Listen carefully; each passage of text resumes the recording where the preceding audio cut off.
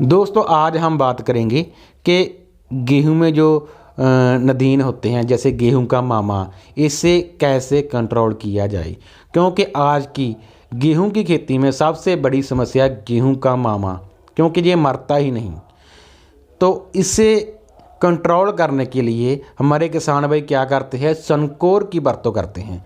सनकोर काफ़ी मशहूर है, इसलिए मैं सनकोर की ही आज इस वीडियो में बात करूंगा। सनकोर में जो टेक्निकल है वो है मैट्रिब्यूजन। हमारे किसान भाई क्या करते हैं, यूरिया में मिलाकर छिट्टा भी देते हैं और इसकी स्प्रे भी करते हैं, और इस टेक्निकल का जो रिज़ल्ट है बहुत ही ज़्यादा बढ़िया है। गेहूं के मामे का तो जो ये बिल्कुल ही सफाया कर देता है। कहने का अर्थात ये है कि गेहूं के मामे में सबसे बढ़िया रिजल्ट सनकोर का ही है, चाहे छोटा हो चाहे बड़ा हो, ये सफाया ही कर देती है। परंतु सनकोर के फ़ायदे कम हैं, नुकसान बहुत ज़्यादा है। देखो दोस्तों, जिन किसान भाइयों के गेहूं का मामा बिल्कुल ही मरता नहीं है, उन्होंने सभी हर्बिसाइड यूज़ करके देख ले, लेकिन ये कंट्रोल नहीं होता, तो उसके बाद तो सिर्फ लास्ट में यही एक ऑप्शन है सनकोर, वो तो इसका प्रयोग करे। लेकिन अब मेरी एक बात ज़रूर ध्यान से सुनना, जो किसान भाई सनकोर का प्रयोग कर रहा है उनकी गेहूं का जो उत्पादन है वो कम होगा। हाँ दोस्तों, ये गारंटी है। जो किसान भाई सनकोर की बरतों कर रहा है ना, उसका यील्ड कम होगा ही होगा, क्योंकि ये जो सनकोर है ये टिलरिंग और जो गेहूं की जड़ है इसे रोक देती है। तो दोस्तों, जब गेहूं की हमारी जड़ों की ग्रोथ रुक गई, टिलरिंग रुक गई, तो यील्ड तो कम होगी होगा। इतना ही नहीं, अगर इस सनकोर की स्प्रे हम गेहूं की वैरायटी जैसे HD 2851 या उन्नत 550, इस वैरायटी पर सनकोर का प्रयोग करते हैं ना, जो ये गेहूं का भी सफाया कर देगी। इतना खतरनाक टेक्निकल है। इसलिए दोस्तों, हम सभी किसान भाई जानते हैं कि जहां एक बार हर्बिसाइड का माड़ा प्रभाव हमारी गेहूं की फसल पर पड़ गया तो यील्ड तो कम हो गई होगा, पीलापन भी बढ़ेगा, और पीलापन वो ठीक भी नहीं होगा। इसलिए दोस्तों, ये जो सनकोर है इसका जो प्रयोग है बहुत ही सावधानी से करें।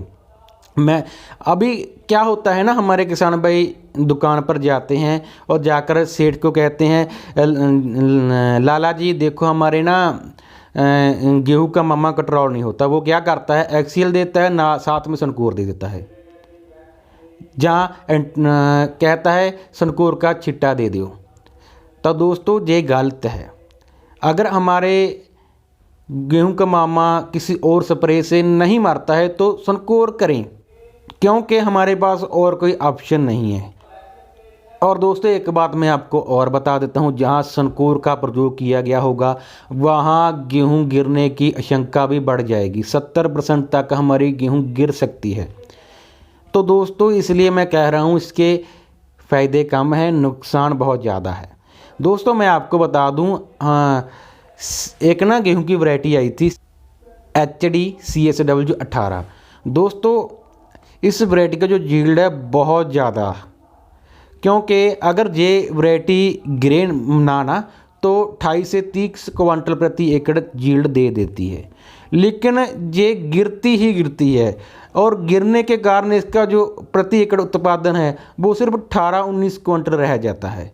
तो दोस्तों, जो गेहूं गिरेगी तो उसका तो उत्पादन कम होगा ही होगा। इसलिए दोस्तों, मैं बार बार कह रहा हूं, अगर हम सीधा सनकोर पर आ जाते हैं, और भी बहुत सारे हर्बिसाइड जैसे एक्सीएल हैं, एटलांटिस हैं, बहुत अच्छे हैं। अगर हमने पानी नहीं लगाया है और कोर पर स्प्रे करना चाहते तो लीडर का प्रयोग करें। सल्फोसल्फरान बहुत ही अच्छा टेक्निकल है। जहाँ छोटा गेहूं का मामा है वहाँ सल्फोसल्फरान का प्रयोग करें, बहुत ही अच्छा कंट्रोल करता है गेहूं के मामे को। इसके अलावा एक्सीएल का भी बढ़िया रिजल्ट है। लेकिन सीधा सनकोर पर मत जाइए। अगर हमारे ये टेक्निकल काम नहीं कर रहे तो हम सनकोर की बरतों कर सकते हैं, लेकिन याद रहें जहाँ सनकोर का प्रयोग होगा वहाँ यील्ड भी कम होगा और गेहूँ गिर भी सकती है। तो दोस्तों आज की वीडियो में इतना की जानकारी अच्छी लगी हो इस वीडियो को लाइक शेयर और हमारे चैनल को सब्सक्राइब करना बिल्कुल भी ना भूलें। धन्यवाद दोस्तों।